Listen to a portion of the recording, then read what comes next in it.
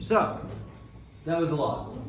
That was a lot of stuff being spoken about and something that was fairly complicated. However, I'm going to credit with you guys with the ability to absorb some of it. We're going to discuss it now as a class. We So, apologize for that. yeah, the video, I'm sorry, I don't know why. Every other class it was fine. For some reason it didn't work. I don't want to dwell on it, okay? So, moving on. What did Lincoln say about the Emancipation Proclamation? Anything. He said a bunch of different things. Abdul. I think, I'm not sure if this is correct. That's okay. But I think he was talking about like letting like the slaves out and like about him talking about how they should change the laws about like them owning slaves and selling them and stuff like that. Gotcha. Oh, okay. That's in the right direction. Yeah. I mean, first, he's wondering if he is able to state that slaves are no longer property. Okay. Interesting. Yeah. Confiscate them. Right. Okay, good. You're on the right track. I like what you just said. Yeah. Hey, go ahead. What he was worried about is that about like how he confiscated them as war, and so Yeah. because the war is now ended, how will this affect his progress? And that's why he wants 38, 14th Amendment protesters. Thank you. You're getting very, very close to where I want. Yes, that's very, very good. Jackson. He's worried whether or not the state's laws will actually set them free. Okay, we'll get to the worried part in a second. But here's what he said. All right, I'm breaking it down for you, but I want to get this across. He issued this as an executive order during a wartime emergency. We spoke about this when we were talking about the Emancipation Proclamation, right? Wartime necessity, we're losing soldiers, we need more, we need to just sort of, take away the Souths, etc. That's how he did it. That's how he justified it. That he has the authority to do it as commander-in-chief. During a war, a president's powers, which are already large, become enormous. Absolutely enormous, all right? And finally, and this is where it gets a little bit tricky, all right, but I want you guys to pay attention. During times of war, the Constitution allows Congress and the president to seize the property of the enemy. So like if we went to war with Canada, it's ridiculous, it would never happen, but if we went to war with Canada, all Canadian property in America could just be seized by the government. Again, it would, no, by the United States, if we went to war with them, the United States could seize the property that's here. Okay? Again, this would never happen, but constitutionally it could. What he's saying is that that's the justification he used to free the slaves. Under the premise that, okay, they're property, but I want to free them. And what he's saying in this passage really is like, look, I just want them free, period. I hate slavery. I want it to be done. I use this Emancipation Proclamation to free them right here, right now. But here's what I'm worried about. What do you think he might be worried about? I think you already mentioned it a second ago, right? But yeah, you said it. Well, you guys let's go. Yeah. That like if he tried to like override like the state laws, Mm-hmm. then they would rebel again. Well, that they would rebel again, and more to the point that like the integrity of the American government would just fall apart because state laws are still state laws. Like they don't not exist. There is a. Then it's taking away their freedom. That's exactly right. That's exactly right. Okay, so he's in murky territory. He did what he felt was necessary, and he freed a lot of people. But he was very worried about this. Okay, he's worried that if his authority to free the slaves was only allowed by a wartime emergency, what happens when the war ends? Right? If I'm able to do this because we're at war, when we're not at war, I'm not able to do it anymore. Okay? Would the proclamation still hold? Second, if his justification for freeing the slaves depended on the seizure of enemy property, wouldn't that mean that Lincoln's actions recognize slaves as property? Yeah. Louder, go ahead. What Lincoln stated in the video was that he didn't agree with slavery at all. Mm-hmm. He was just trying to do this as many away from the South as possible because he thought it would be the South would argue more because they're taking away their First Amendment and state rights. Right. Yeah, look, the point is, even though he was willing to use this loophole, essentially to create freedom right here, right now, he knows that the intellectual meaning of that is that slaves are still property, and he hates that. He can't stand by it, okay? Also, this is not from the clip, but you guys need to know this, all right? The Emancipation Proclamation, we discussed this, only applies to southern states. All of the border states, so Maryland, Kentucky, Tennessee, some others, I don't know, but those are the ones that come to mind. Slavery is still alive and well. So if you really want to end slavery, this Emancipation Proclamation isn't going far enough. You need something bigger. You need something broader and something that can't be changed. Finally, and one of the last things he said in this video, and this is really, really important, the Supreme Court in the Dred Scott case said that the Constitution didn't prohibit slavery. So wouldn't they have the power to overturn the Emancipation Proclamation? Yeah. If they're not at war, yeah, they totally would. That is why, oh wait, we'll get to that in a second. Okay, that is why when you really want to make a change, when you want to remove this question once and for all, forever, from any dispute, you're going to have to change the Constitution itself. And that's what these amendments are all about. Okay? We'll go into the text in a second. We're going to hand out a sheet right now. Which we're running low. Yeah, I think we have enough. I think we have enough, but we will find out. We're going to hand out a worksheet. As we look at the text up here, you guys are going to work on this as well. Foreign amendment, 13, 14. Today is 13, tomorrow is 14 and 15. No, the 13th amendment.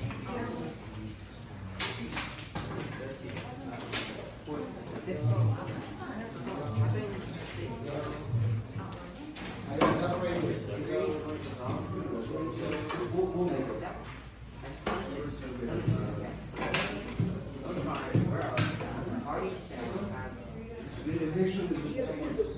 Oh, wait till someone gets that.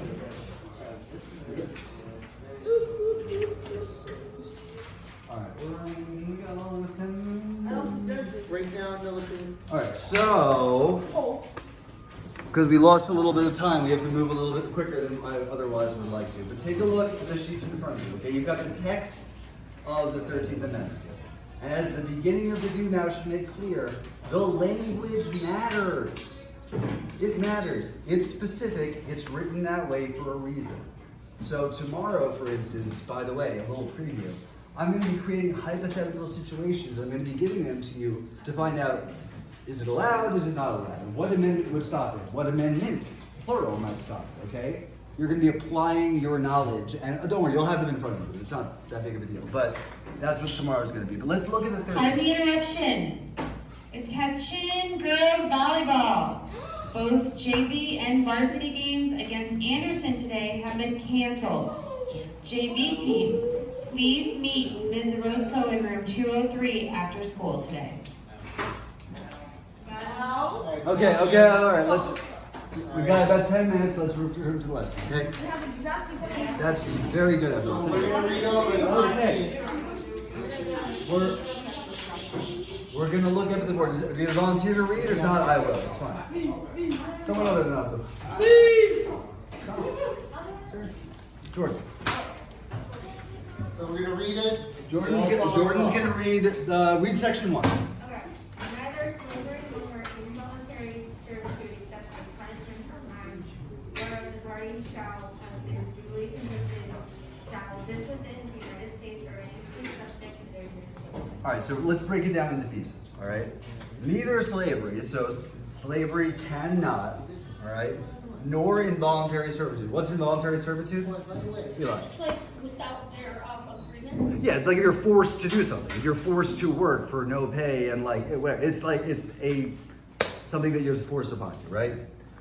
Except Unless they're acceptance, right? well, okay, except if you're punished for a crime where you've been duly convicted. So, if you've been charged with murder and you had a trial and you were convicted, you can be sent to jail, and you can. Yeah, that's it. That you've heard the expression before, hard labor. That's exactly what it means. Yeah. But what if you get the walk? What if you what? You get the walk, right? Well, if you get off, you get off. I mean, look, you're touching now on a question called due process, right? And that's the question of whether or not procedurally things were done right. We're actually going to get to that a little bit tomorrow, but that's it.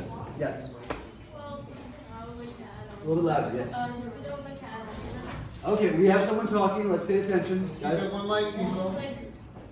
like what was thinking, like, how do we can take these amendments and go with the states, especially like considering the border states they're completely new to this process, Mhm. considering they weren't always getting things taken away from them. So how will they react? Because now I feel like we had their big reaction. That's a really valid question, and the answer is they probably wouldn't like it at all. Damn. But that being said, it's a numerical thing. If you get 2/3 of the states to agree, that's it. The nuances of that get more specific to the 14th. I don't want to go down that path right now, but you asked a really important valid question. All right, so once again, so if you've been convicted of a crime, you can go to jail and, you know, have to do forced labor or whatever. Other than that, slavery and servitude can't exist within the United States or any place subject to their jurisdiction. Jurisdiction means where you're in charge. All right? Do you think it was an accident that this last or any place subject to their jurisdiction was written? Or do you think it was meant to solve a very specific problem? I heard, It's meant to be. well, I heard someone mention the border states a second ago, right? The language there is very specifically to deal with that problem. Okay, it's to make it very clear that this is a universal law. This applies everywhere, and not even just states. A lot of this country wasn't states yet. A lot of it was like the Northwest Territory or the Oklahoma Territory. Like, the point is, no matter what, if you're under the United States umbrella, slavery is done. But we also have Section 2. A lot of people overlook Section 2, but I actually think it's important. Someone wants to read that? Sure. Yeah, go ahead. Yeah. Go. Congress shall have to enforce this article by appropriate legislation. What do we think that means? Yeah, go ahead. Sure, what I think this means is Yeah. that they don't have power to enforce it. So like how the text that we had for homework a couple weeks ago, Okay. it said they could send soldiers down to the south to make sure everything is going smoothly. Sure. Okay, that would be like an very, very, very extreme form of enforcement. You're right. And by the way, right then and there, that's exactly what they would have to do. You're right. Okay. But there could be something else. What else could be an So enforcement? what I noticed in the first part, the first section, is that it says all rights subject to their jurisdiction. And because there's like state law, then it's not part of their jurisdiction. No. See, this is very important. We're going to get to this more with the 14th Amendment. But look, every state is part of the United States. And exactly what you're talking about, that's why this language is written. It's creating a power for Congress. It's broadening federal authority and saying, look, slavery's done. If you're a state in our country, there's no slavery. Done. And we as Congress have the power to enforce. So we had a second ago, we said, okay, send down soldiers. And yeah, you could do that. And right then and there, that's exactly what they did, right? But it doesn't have to be that. It could just be like making something a crime. It could be making a penalty, saying if we catch you practicing slavery, you're going to jail for 20 years, or we're fining you $1 million, or whatever. By creating this power in really broad language, Congress now is enabled to do things they weren't able to do before, right? That's what an amendment means. What an amendment means, literally, is to amend something is to change it. Okay, usually to improve or better it somehow. Here we're talking about the Constitution, right? So it expanded Congress's ability to enforce it. These are things you could be writing down in your little note sheet right now. Under the Y or the this or the that, all this stuff could apply, right? Keep these sheets, by the way. They will help you for tomorrow's exercise. And I know we're running a little short on time. Well, you still have time, so they can. We have a couple minutes? Okay, yeah. So, based on what we've discussed, based on what's on the board, I would suggest filling out the rest of your sheets. You've got 5 minutes to do so. I'm not collecting them right now, all right? You're going to use the information on these sheets towards the exercise we're going to do tomorrow. Tomorrow is kind of the main event. Today, I just wanted to really hammer home what the 13th Amendment was and why it got passed. All right? Yes. You cannot get a sheet? Okay, one second. I got you.